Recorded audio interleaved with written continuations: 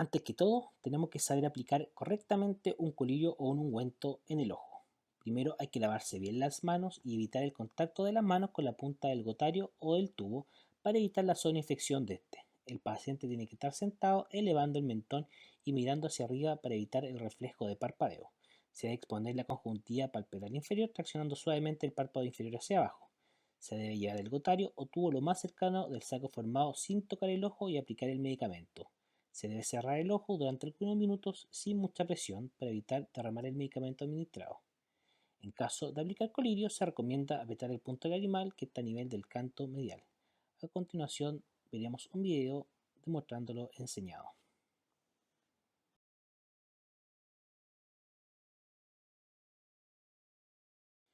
Una pregunta frecuente en la práctica clínica es que si se debe aplicar una o dos gotas de un medicamento en el ojo. La superficie del ojo solamente alcanza a albergar 10 microlitros en toda la superficie del ojo, incluyendo los fondos del saco, por lo que si una gota tiene 50 microlitros, solamente el 20% se queda en la superficie del ojo y el otro 80% o 40 microlitros se va por la vía lagrimal o por la lágrima. Por lo tanto, una gota es suficiente para toda la superficie ocular. En caso de ser necesario colocar dos gotas, estas deben ser aplicadas con una frecuencia de al menos 5 minutos de diferencia entre una y otra. Existen distintas vías de administración para que llegue el medicamento dentro del ojo. Existe una vía indirecta que puede ser local, que es a través de colirio, gel o ungüento, o sistémica, que es a través de medicamentos que sean de forma oral o parenteral de forma endovenosa. Por otra parte, existe una vía de administración directa que se inyecta directamente dentro del ojo el medicamento, que puede ser intracamerular, que se inyecta dentro de la cámara anterior, o intravítrea, que se inyecta dentro del humor vítreo. Los anestésicos son ampliamente utilizados en oftalmología, tanto para realizar examen físico como para realizar procedimientos. Producen un bloqueo reversible de la neurotransmisión al unirse al canal de sodio dependiente de voltaje de la cara interna de la membrana celular de las neuronas. Los anestésicos tópicos son fundamentales en oftalmología, tanto para procedimientos ambulatorios como la toma de presión intraocular, como la extracción de cuerpo extraño, y también para las cirugías de catarata o, por ejemplo, la cirugía de láser. Los medicamentos disponibles está la proparacaína, que su efecto es bastante rápido. Tiene efecto, empieza a hacer efecto menos de 30 segundos y tiene una duración de 15 minutos o más. Y también de la lidocaína, que está ampliamente disponible en los hospitales y centros de salud pública. Por otra parte está el anestésico inyectado, que se ocupa principalmente en cirugía ocular de mayor extensión, como cirugía de chalación, glaucoma, tosis palpebral y vía lagrimal, entre otras cirugías. Los medicamentos disponibles están la lidocaína, la bupivacaína y la mepivacaína. Es importante saber que todos los anestésicos tópicos que se ocupan hoy en día producen ardor al momento de aplicarlo. Su uso crónico o abuso pueden producir graves complicaciones como queratitis, edema corneal, infiltrado corneal, disminución de células endoteliales, adelgazamiento y hasta perforación corneal. Por lo que no debe utilizarse en ningún momento de forma ambulatoria, ni tampoco puede ser prescrita ni por médicos ni por oftalmólogos. Se va a utilizar solamente al momento de realizar el examen físico o del procedimiento. A nivel sistémico, las complicaciones pueden ser a nivel del sistema nervioso central, cardiovascular y o respiratorio, y que provienen más que nada de la sobredosis, generalmente por la inyección de esto. La inyección de anestésicos locales tiene una dosis recomendada que es menor de 4 miligramos por kilo de peso en el caso de la lidocaína. Esta es una serie de pacientes que hicieron un uso y un abuso de anestésicos tópicos. Se ven pacientes que a nivel de la córnea se ve este anillo de infiltrado estromal, se ve edema corneal, defecto epitelial persistente y finalmente en el caso del ojo derecho se alcanza a notar una pequeña adelgazamiento corneal. Estos ojos muchas veces terminan perforándose y el paciente termina perdiendo la visión del ojo de forma definitiva. Los mediáticos puros generan solamente dilatación del ojo, sin tener ningún efecto en la acomodación del cristalino. El mecanismo de acción es que se activan los receptores alfa-adrenérgicos del músculo radial del iris. El medicamento disponible en nuestro medio es la fenilefrina, al 2.5%, es que generan una máxima de miriasis a los 45 minutos de haber colocado el medicamento, con tiempo de recuperación de aproximadamente 6 horas. El efecto adverso genera blefaritis cuando se ocupa de forma crónica y en los pacientes cuando se ocupa de forma sistémica puede producir hipertensión arterial, taquicardia y arritmia, por lo que se recomienda aplicar una o dos gotas separadas por 5 minutos y no más que eso para generar la dilatación. Existe otro grupo de medicamentos que se llaman los medidáticos cicloplégicos que producen una midriasis y también una alteración en la acomodación. El mecanismo de acción es que inhiben la acción de la acetilcolina en los receptores muscarínicos tanto del iris, produciendo una midriasis, como del cuerpo ciliar, que produce una alteración finalmente en la acomodación. Por lo tanto, son utilizados para hacer fondos de ojo, como también para evaluar la refracción en los niños. Existen tres medicamentos disponibles: la atropina, el ciclopentolato y la tropicamida. La atropina es el antagonista muscarínico selectivo más potente, eh, sin embargo tiene una recuperación que va de los 7 a los 12 días. Por ejemplo, si un paciente se llega a colocar una gota de atropina por error, el paciente va a estar con la pupila midriática hirviendo borroso hasta por 2 semanas. Por otra parte está el ciclopentolato, que se ocupa bastante en pediatría, que sirve más que nada para realizar la refracción en los niños y la recuperación es más rápida que la atropina, solamente la recuperación va de 6 a 24 horas. Y por último está la tropicamida, que la recuperación es más rápida que la del ciclopentolato, pero tiene un menor efecto cicloplégico. Como efectos adversos locales, la atropina puede generar alergia, eritema palpebral y conjuntivitis papilar.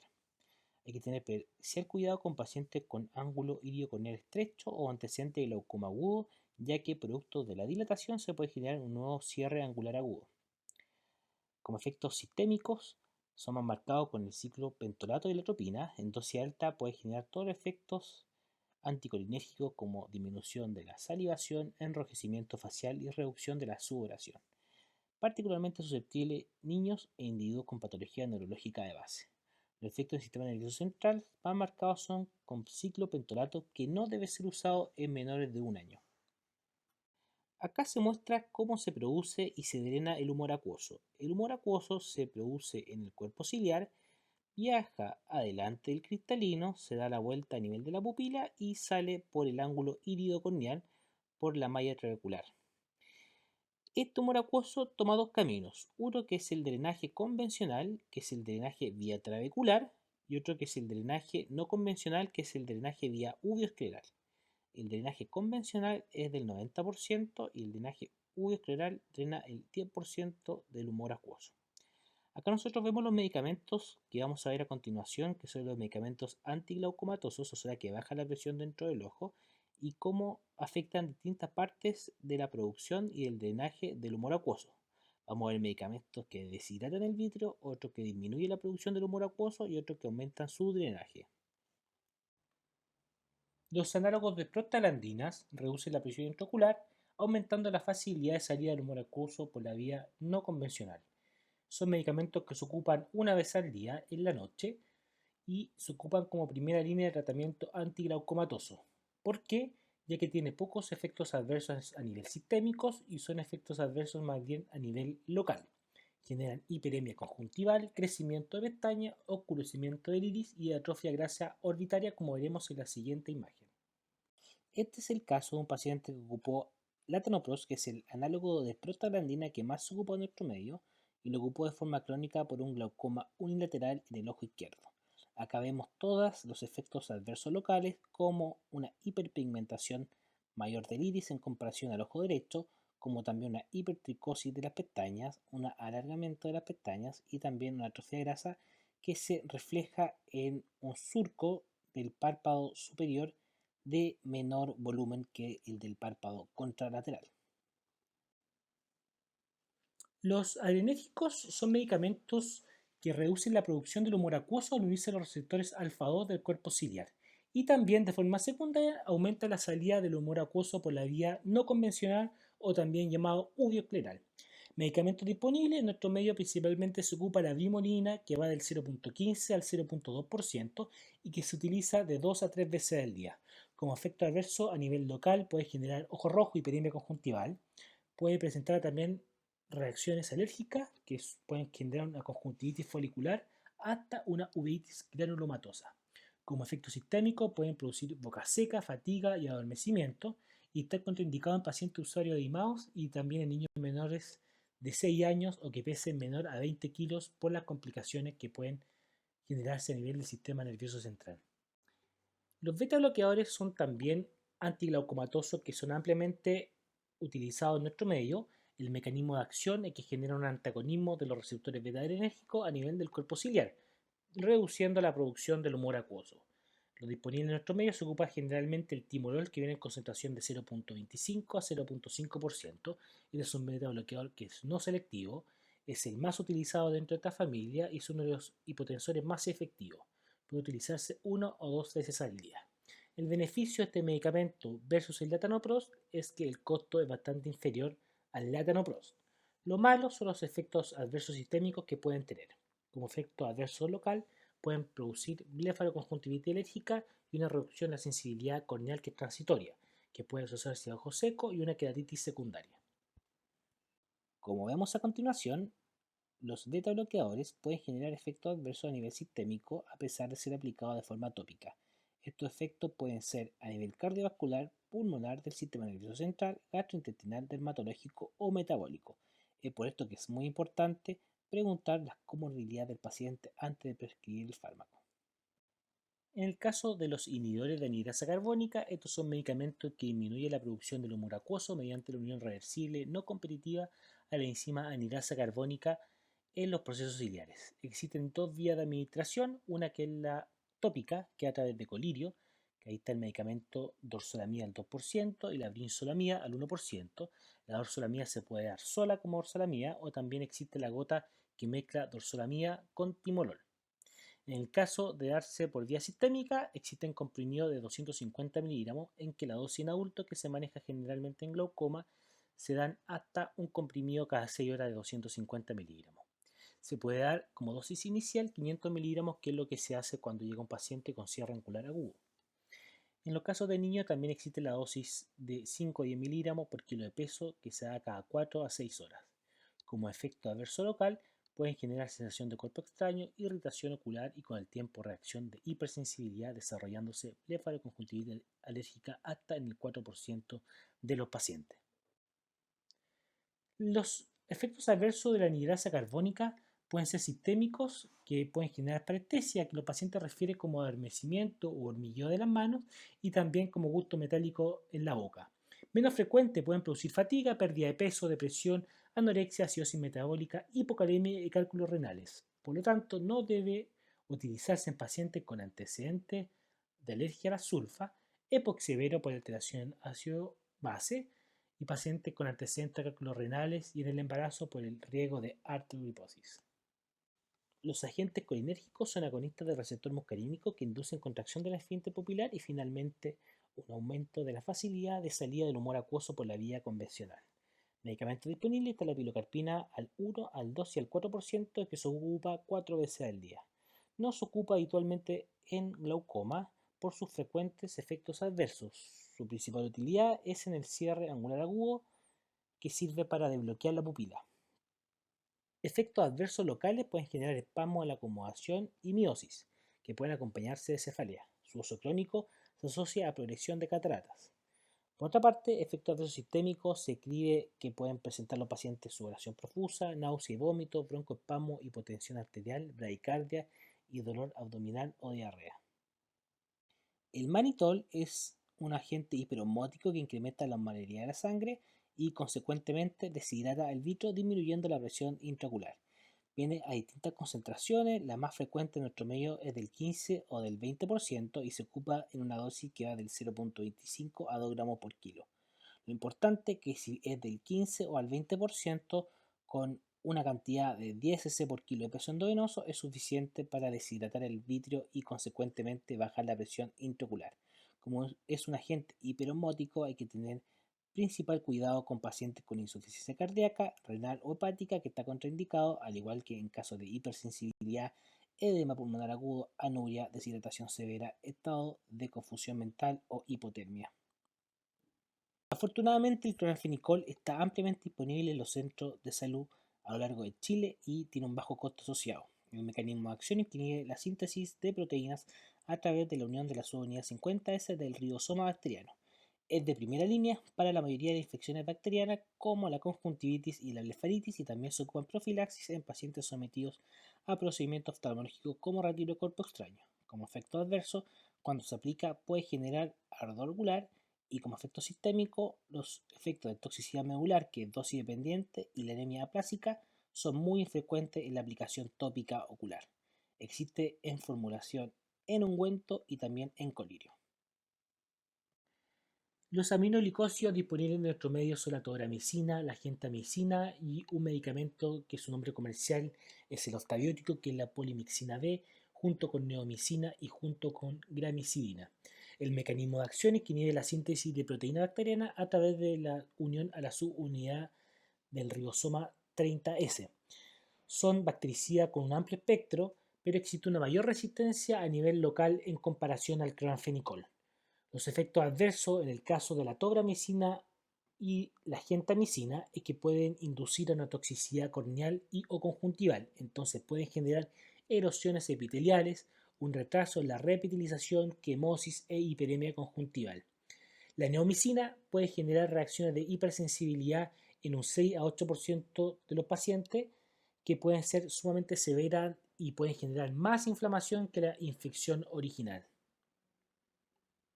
Las fluoroquinolonas disponibles en nuestro medio son de segunda y cuarta generación. Las de segunda generación es el ciprofloxacino, que viene de forma tópica y de forma oral, y las de cuarta generación es el gatifloxacino y el moxifloxacino.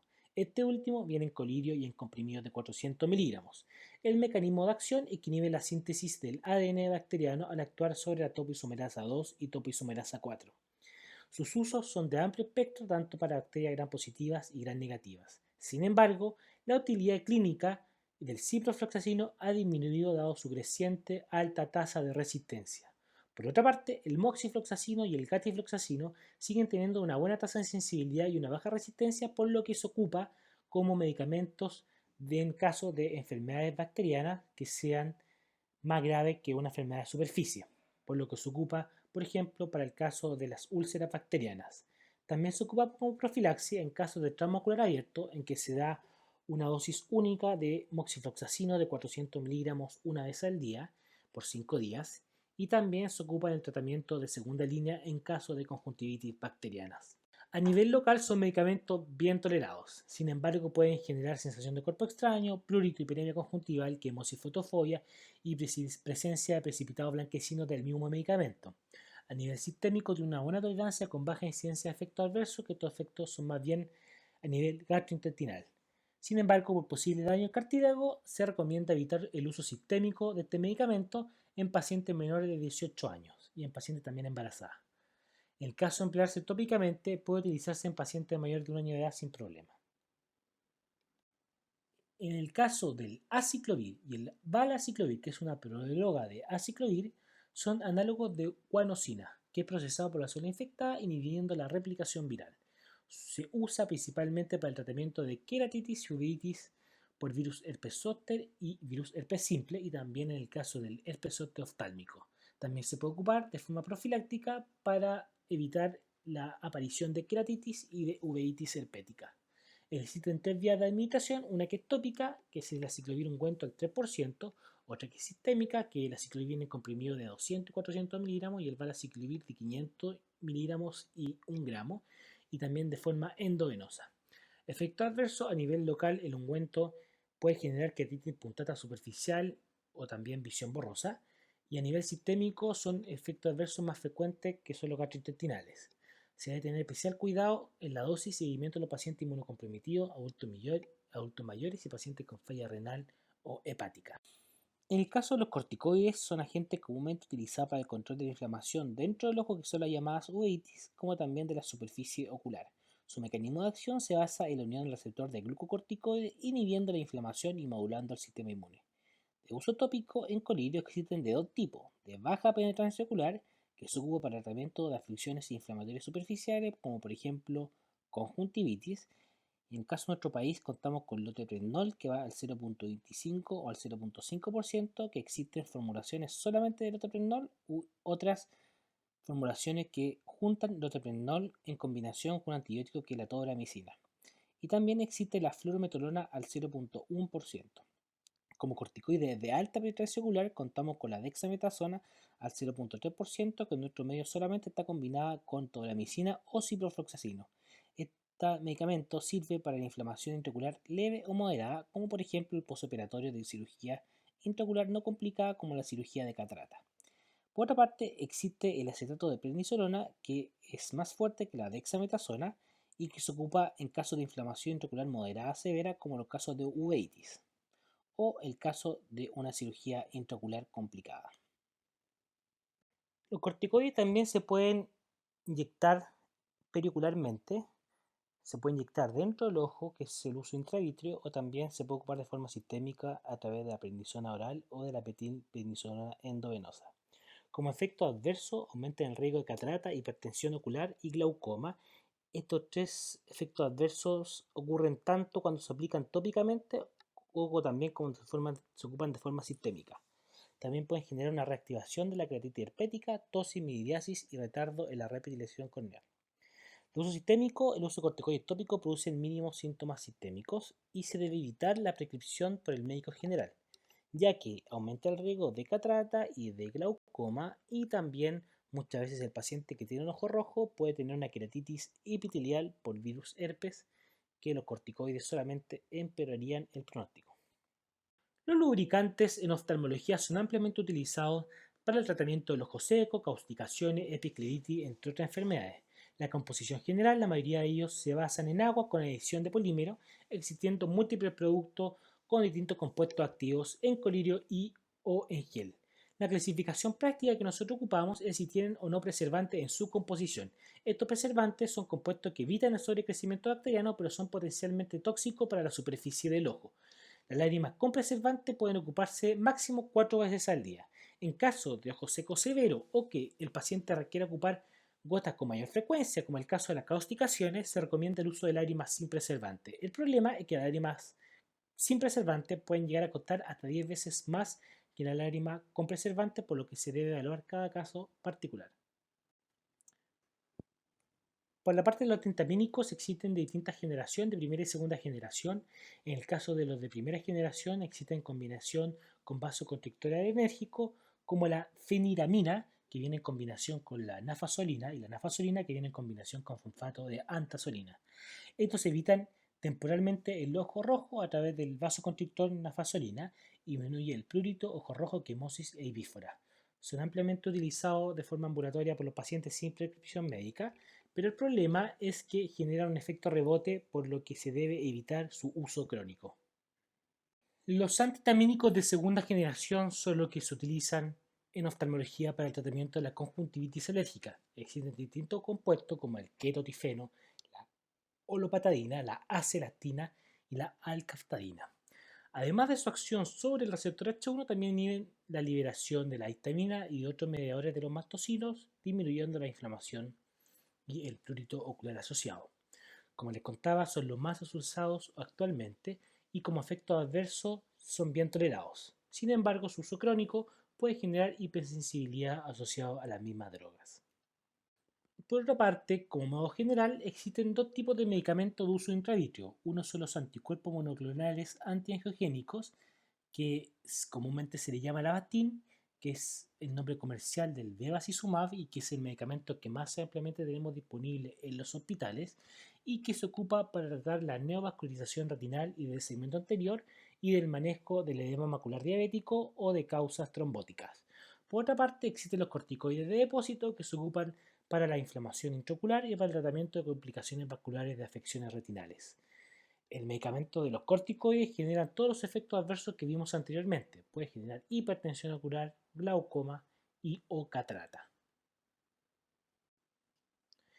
Sobre las tensiones, existe la fluoresceína, que es la que más se utiliza y que se utiliza frecuentemente en oftalmología, que sirve para teñir defectos epiteliales, como el caso de la foto, en donde nosotros vemos esas imágenes dendríticas de una queratitis epitelial por el virus herpes. También existe la forma intravenosa, que se utiliza para realizar angiografía tanto de la retina y menos frecuente también del iris. Existen otras tinciones como la rosa de Bengala y verde de lisamina que se unen a tejidos deficientes de albúmina y mucina, por lo que se tiñen células desvitalizadas. Voy a hablar sobre distintas drogas que generan alteraciones en nivel del ojo. Partiendo por la hidroxicloroquina, que puede generar una maculopatía que se llama maculopatía en ojo de buey. Esta maculopatía se genera por cloroquina o por hidroxicloroquina. La hidroxicloroquina es un medicamento que se ocupa ampliamente en reumatología para tratar enfermedades como el lupus. Afortunadamente, el riesgo de la maculopatía es de un 1% a los 5 años y de un 2% a los 10 años, ocupando una dosis estándar de 200 miligramos al día. Es importante, eso sí, que el paciente sea evaluado por oftalmólogo antes de iniciar tratamiento y a los 5 años posterior a esto, ya que es importante evaluar que no tenga ninguna alteración producto del medicamento, ya que si presenta alteraciones puede perjudicar la visión a futuro. Por otra parte, en el lado derecho de la pantalla vemos una catarata subcapsular posterior que es producido por corticoides. Como le expliqué anteriormente, los corticoides pueden generar glaucoma y cataratas administrados tanto de forma tópica como de forma oral. Y por último, en la parte inferior de la pantalla vemos unos depósitos que están en la parte basal del epitelio que generan una córnea que se llama verticillata, que son depósitos que son producidos por medicamentos que muchas veces, o la gran mayoría de los casos, son producidos por medicamentos como la amiodarona y también como la hidroxicloroquina o la cloroquina, entre otros. Afortunadamente, esta córnea verticillata, el paciente no ve afectada su agudeza visual.